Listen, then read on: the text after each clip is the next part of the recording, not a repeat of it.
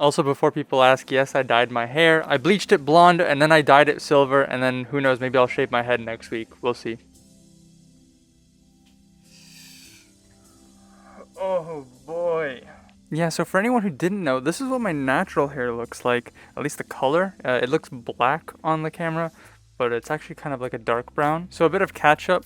For years I've wanted to shave my head just because I thought it'd be kind of cool to see how much hair I could grow over a period of time. I shaved it back in April of this year, so I guess we're kind of see through the next number of videos how my hair grows. Here's a photo of what I looked like with my shaved head. In other news, I bought some software and I'm now using the better camera that I have, which is actually the same phone, but not the front-facing camera. So let me know what you guys think of how it looks on screen. I think it should be a huge improvement to the way it was last time. I'm also trying to upload my videos in 1440p. From what I've heard, YouTube compression is different with videos that are 2K or higher. Just to kind of get back into the swing of things with summer going on, I wanted to put something out, and so I decided to sort of test run the new camera, the new hair, to finally take off one of my video ideas that I had going on in the background for a long while. And it was a video that was kickstarted by this time lapse. If you guys were following me on Twitter, you might have seen this video that I uploaded, I have no idea how many months ago. And I asked you guys, what am I listening to? The answer, I was listening to the entire Exobolt discography. Now, Exobolt and I go way back. And by we go way back, I mean I was on the sidelines cheering on and they had no idea that I existed. Well, kind of. I actually messaged them back in 2017 about making a mix. Back when Facebook was still relevant. Kind of. Anyways, Exobolt has been kind of a cool label that I wanted to cover, partially because I needed an excuse to listen to all of their music,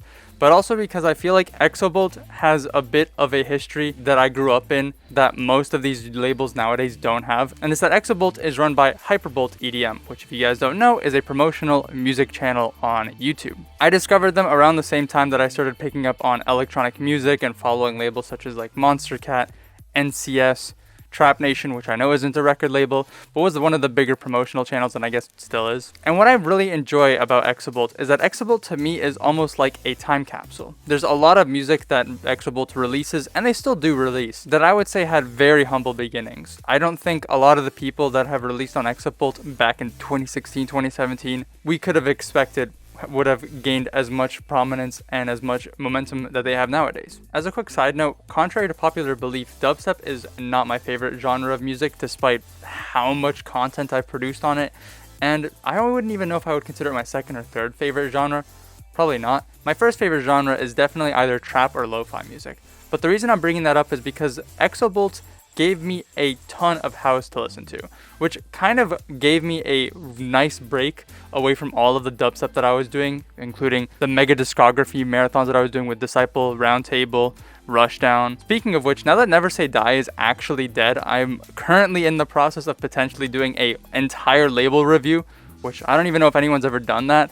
So that's kind of exciting. I don't know how long that's going to take, but we'll see how that goes. But yeah, back to what I was talking about Exobolt. A few of my buddies and I were in the middle of actually potentially making a discography mashup for Exobolt, but then due to a number of different things, it didn't really come up. That said, in the process of making that discography mashup, I listened to the entire discography, and I started listening to the entire discography around the beginning of 2021, or at least before the Infowler and Miss Lena Soar remix EP. Since then, Exobolt have released another 26 songs, which in total brings Exobolt to the comfortable discography of about 256 songs. In total, the discography comes out to a comfortable 17 hours, 11 minutes, and 1 second. The longest song on Exobolt going to Fox Hunt's Graveyard featuring Sakai Moki remix at 8 minutes and 26 seconds. And the shortest song on Exobolt coming out at 1 minute and 21 seconds being Luxide's Plato's Cave. 2016 was a pretty stacked year starting off the label, with frontrunners Sekai, Gensino, NVY and Luxide, Syntheon, Kotori, Astera, Bad Habit, Dicebox, Safaro, Sky Roses, Basic and Sakai, and Peeler.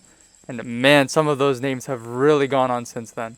2017 and 2018 has most of the discography, clocking in at nearly more than half of the discography in those 2 early years, followed by the rest of the discography being pretty equally divided so far in the subsequent 3 years that followed, and 2022 having a comfortable 5 songs. Exobolt has a pretty unique spread when it comes to artists and the number of times that they've appeared on the label, mainly because I feel like with a number of the labels that we have featured in this series so far, the number of times an artist has participated versus the number of artists that are on the label is generally a pretty nice curved or straight line. The main exception to that so far has been Night Mode, where nearly every single song on the label was a different artist, so not many repeating artists on Night Mode. That said, the Night Mode discography is a lot smaller, so generally speaking there isn't much information to extrapolate from there. Where Exobolt is pretty different is that Exobolt has both a few artists that have come back to the label numerous times, as well as a lot of artists that have come and gone. There have been 164 unique artists on Exobolt, and of those 164, 100 of them flat have only appeared once. Meanwhile, on the top end of the chart, you have Sky Roses coming in at 23 appearances, followed by Skybreak at 22, Sakai at 17, Infowler at 17, Miss Lena at 15, QB at 13, Corgi Sauce at 11, and I'll have a fuller chart over here that you guys can check out. Sky Roses being the main MVP of the label, coming in with 16 tracks, 7 features, and 2 albums. A few other artists tie Sky Roses in some of these categories, that being Skybreak with 2 of their own albums, Infowler with 2 albums, Corgi Sauce with 2 albums, and Miss Lena tying Sky Roses with 7 features. Only Skybreak beating out Sky Roses with 1 more track. I do kind of want to revisit what I mentioned earlier in the video, which is that this label feels a lot to me like it's a time capsule. It's very cool listening to the music of 2016, 2017, 2018, and just kind of seeing from back then how far that not only has Exobolt moved on and grown as a label, but also all of the artists that have released on the label at that time. This is just as a listener feeling about this. I couldn't even begin to imagine how the artists who have actually released on Exobolt probably feel about this. One thing that I find with Exobolt that I think is pretty neat, and I think this is more of a symptom of how Exobolt is a lot more of a homegrown and smaller label as opposed to other labels that we've covered, is that Exobolt signs a lot more diversity and doesn't necessarily have a specific sound or genre that they're looking for. If you look at the stuff that they've been releasing a lot more recently, you will find that there's a lot more in the genre of color bass and melodic dubstep, generally because there is a lot of crossover between Rushdown artists and Exobolt artists. When you look at the stuff that they signed way back, they signed a lot of house, dubstep, synth pop, indie dance, future bass. They really had a foot in a lot of different genres and areas of music.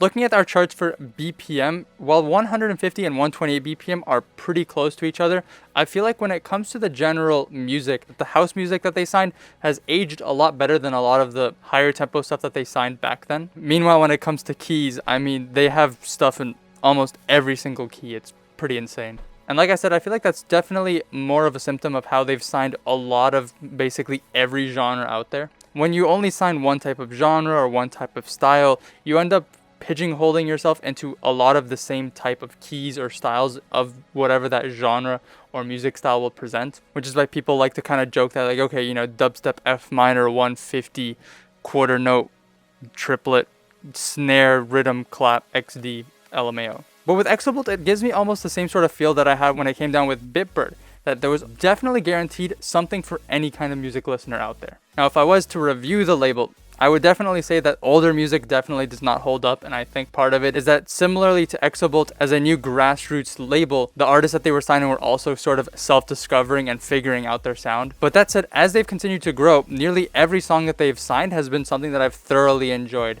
and would consider a favorite from the label.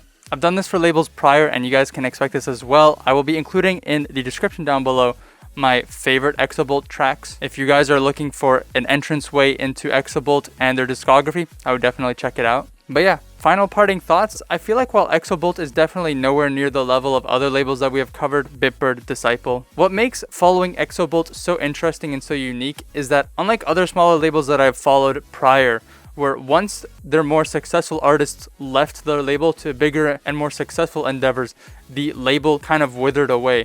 Exobolt, while they're definitely not signing some of the artists that they had prior, they've definitely continued supporting smaller artists and involving themselves in the underground scene. They're hosting Minecraft fests, they're continuing to have some of their more successful artists return, and overall are just very successful in maintaining their dialogue and opening up themselves as a very welcoming community for all listeners. Anyways, hopefully this is the last time I'm going to be gone for this long from the channel, and I hope you guys enjoyed this video. If you guys have any suggestions, comments, whatever, you guys already know, leave a comment in the description down below. I have a few videos coming up that are actually not music related, but they're videos that I've really wanted to make. So I hope you guys are interested and curious to see what I have to show for in the near future. Anyways, that's all for me. Follow my Twitter, join my Discord, subscribe. I'll see you guys later. Bye-bye.